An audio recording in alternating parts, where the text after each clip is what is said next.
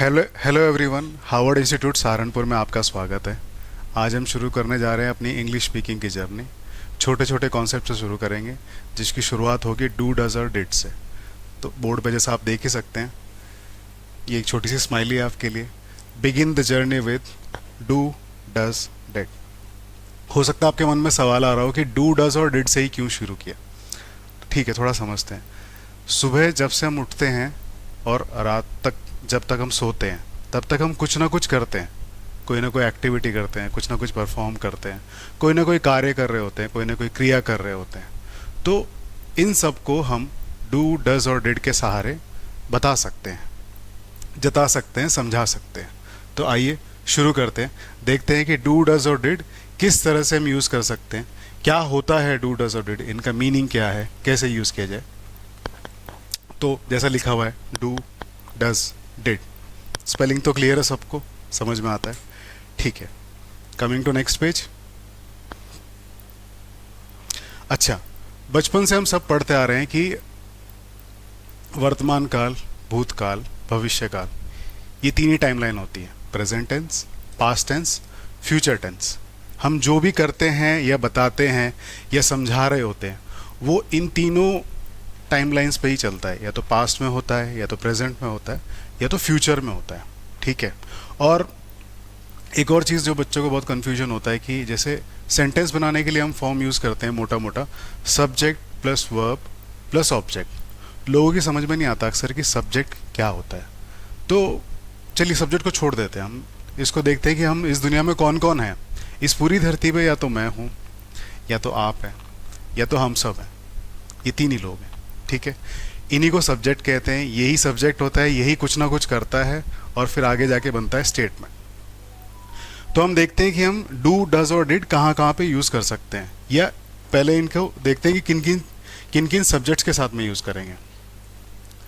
फिलहाल ज़्यादा कॉम्प्लेक्स होने की ज़रूरत नहीं है, ज़्यादा सोचने की ज़रूरत नहीं है कि ग्रामर एकदम डेप्थ में जाने की ज़रूरत नहीं है कि ग्रामर को बिल्कुल एकदम गहराई से सीखना जैसे स्कूल में था, वैसे नहीं। ग्रामर पे ही इंग्लिश डिपेंडेंट है, ग्रामर से ही इंग्लिश बनती है, ग्रामर ही आपको बताता है कि वर्ड्स का प्लेसमेंट कहाँ होगा। लेकिन फिलहाल हम छोटे छोटे प्रिंसिपल्स पढ़ते हैं, पॉकेट साइज के। ठीक है, डू को देख लेते हैं। जैसा मैंने बताया कि डू डज और डिड, अगर आप इनका डिक्शनरी मीनिंग देखें, ठीक है, तो आपको समझ में आएगा इन तीनों का प्रयोग किसी ना किसी क्रिया को दर्शाने के लिए किया जाता है। किसी ना किसी एक्टिविटी को, जो भी एक्शन आप परफॉर्म कर रहे हैं, उसको बताने के लिए डू डज और डिड का प्रयोग होता है। तो अब ये देख लेते हैं मोटा मोटा डू डज और डिड किन किन के साथ होता है यूज। बहुत सिंपल रूल है ग्रामर का। डू जब भी आप लगाएंगे सेंटेंस में, तो उनका यूसेज किन किन के साथ होगा। आई के साथ यानी कि मैं, यू के साथ यानी कि तुम, वी के साथ यानी कि हम, दे के साथ यानी कि उन्हें। जैसा हमने पहले ही देख लिया था कि इस संसार में है कितने लोग, मैं हूं, आप हैं और हम सब है। इन्हीं को मिला के ये सब बना हुआ है। तो है आई, यू, वी, दे। जब भी आपको सब्जेक्ट में ये दिखाई देगा, उनके साथ में डू लगेगा। या फिर डू किन किन के साथ लगेगा, जब आई का यूज होगा, यू का यूज होगा, वी का यूज होगा, दे का यूज होगा। ठीक है। अब डू कब यूज होता है, मैक्सिमम टाइम्स आपको डू प्रेजेंट टेंस के स्टेटमेंट में दिखाई देगा। वर्तमान काल यानी जो अभी चल रहा है, अभी इस समय, ना कल जो बीत गया, ना आगे जो आने वाला है। प्रेजेंट टेंस में ही आपको मैक्सिमम टाइम्स डू दिखाई देगा। सेम डज के लिए एप्लीकेबल है, डज भी प्रेजेंट टेंस में ही आपको दिखाई देगा। अब डज किन किन सब्जेक्ट्स के साथ यूज होगा उसको देख लेते हैं। ही, वो, शी भी हिंदी में वही होता है। ठीक है, ही स्पेसिफाई करता है कि वो मेल है, शी स्पेसिफाई करता है कि वो फीमेल है। इट यानी कि कोई भी ऑब्जेक्ट हो सकता है। लेट से आप सड़क पे किसी जेसीबी मशीन को खोदते हुए देख रहे हैं रोड को, तो आप क्या कहेंगे कि यार जेसीबी मशीन बहुत बढ़िया खुदाई कर रही थी। तो इंग्लिश में कह सकते हैं इट डज परफॉर्म्स वेल, वह बहुत अच्छे से काम करती है। इट यहाँ पे किसी भी ऑब्जेक्ट को दर्शाएगा, non living thing, that is it. या फिर किसी का भी नाम हो, राम, श्याम, घनश्याम, हीना, आफरीन, जब किसी का भी नाम लगेगा तो उनके आगे लगेगा डज। ये बहुत सिंपल सा रूल है, अगर आप चाहो तो इसको रट भी सकते हो। ग्रामर में आपको हर जगह ये इसी तरह फॉलो करता हुआ दिखाई देगा। नेक्स्ट और लास्ट पॉइंट पे आते हैं डिड। डिड कब यूज होता है? डिड हमेशा तब यूज होगा जब आप किसी पास्ट टेंस की एक्टिविटी को बता रहे हैं, ठीक है, जो हो चुका है। I did my homework yesterday, मैंने कल अपना होमवर्क किया था। He did his homework yesterday, उसने कल अपना होमवर्क किया। She did her homework yesterday, उसने कल अपना होमवर्क किया। शी से आपको ये समझ में आता है कि वो फीमेल है। They did their homework yesterday, उन्होंने कल अपना होमवर्क किया था। डिड की कमाल की बात यह है, आपको ये याद रखने की जरूरत नहीं कि कौन से सब्जेक्ट के साथ यूज होगा। डिड पास्ट टेंस में यूज होगा, डेफिनेट है ये तो। सेकेंड चीज है, ये हर सब्जेक्ट के साथ यूज होगा। कौन कौन से सब्जेक्ट्स जो अभी हमने पढ़े? I, you, we, they, he, she, it, name. यहाँ पे आप किसी का भी नाम लगा दीजिए, अपना खुद का नाम लगा दीजिएगा और एक स्टेटमेंट बना के कमेंट बॉक्स में पोस्ट कीजिएगा। तो डिड का यूसेज बच्चों हर जगह हो सकता है। I, you, we, they, he, she, it, name, और हमेशा पास्ट टेंस में होगा। डू का यूसेज और डज का यूसेज प्रेजेंट टेंस में होगा। डू मोटा मोटा आपको इनके साथ होता हुआ दिखाई देगा यूज, आई, यू, वी, दे, एकदम सिंपल। डज का यूसेज ही, शी, इट और नेम, एकदम सिंपल। फिलहाल के लिए इतना ही समझिए, ज़्यादा कॉम्प्लेक्स कर इसको करने की ज़रूरत नहीं है। इसके आगे मैं आपको एक और सिंपल सी शीट दिखा देता हूँ जिसमें मैंने कुछ स्टेटमेंट्स बनाए आप लोगों के लिए। स्टेटमेंट्स शीट, ओके, ये रही स्टेटमेंट्स यूजिंग डू डज। ये शीट आपको वीडियो के एंड में मिलेगी, ठीक है, डिस्क्रिप्शन में आपको ये शीट मिल जाएगी। बहुत सिंपल है, पढ़ सकते हैं, और बहुत सिंपल स्टेटमेंट्स है, कोई भी समझ सकता है। स्कूल लगाने, जो स्कूल में जाते हैं वो बच्चे भी, और जो एडवांस लर्नर्स है वो भी, ठीक है। स्टेटमेंट्स यूजिंग, इसमें लिखा हुआ भी देखिए, statements using do does. I do my homework, मैं अपना होमवर्क करता हूं। वी डू द डिशेस, याद है हमने पढ़ा था, आई, यू, वी, दे, इन सब के साथ में डू का यूसेज होता है। वी डू द डिशेस यानी कि हम बर्तन साफ करते हैं। We do the dishes. Dishes English में इस बात को दर्शाने के लिए यूज होता है कि, वैसे तो आप सब कहेंगे कि डिश तो मतलब वो होता है कि या तो तश्तरी हो गया या फिर प्लेट हो गया, लेकिन नहीं, जब आप डिशेस को इस तरह से लिखते हैं, वी डू द डिशेस, तो उसका एक मीनिंग ये भी होता है कि आप बर्तन साफ करते हैं। डिशेस को बर्तनों के लिए भी यूज किया जाता है।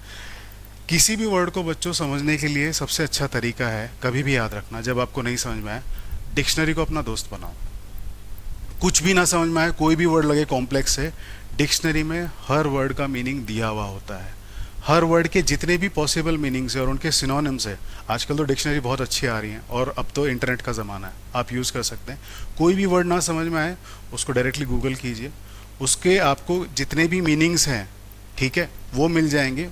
उसी के साथ साथ उसके सिनोनिम्स जो है, यानी जो उसके आसपास के वर्ड है, डायरेक्टली उसका मीनिंग वो ना होता हो, लेकिन उसके आसपास का जो मीन करता है ना वो शब्द, उस शब्द के लिए वो आपको मिल जाएगा।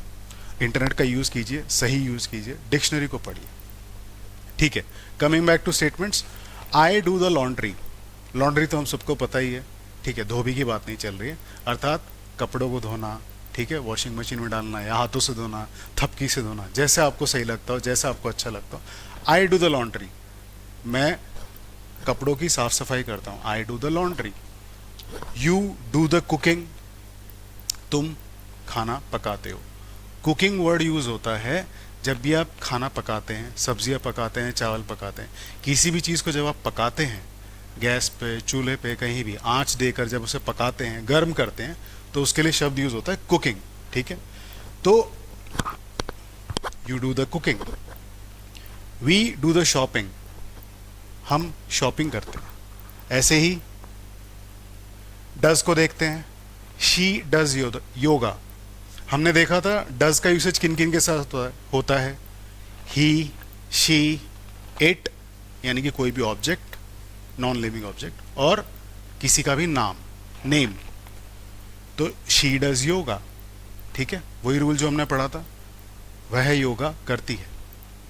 ही डज एक्सरसाइजेस, वो कई सारी एक्सरसाइज करता है। एक्सरसाइजेस लिखा हुआ है, एस लिखा हुआ है ना लास्ट में, प्लूरल है, यानी कि वो कई सारी एक्सरसाइज करता है, कई प्रकार के व्यायाम करता है, कई प्रकार की कसरतें करता है। He does exercises, I do my nails.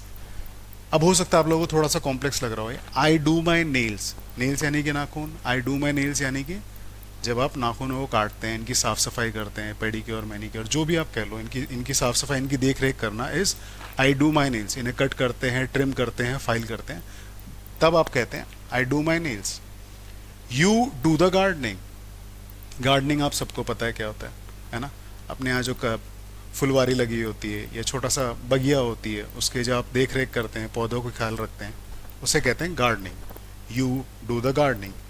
ये लगभग 50 स्टेटमेंट्स हैं जिनमें आपको डू 46 है आई थिंक, नो 50 हैं जिनमें आपको डू और डज का यूसेज मिलेगा।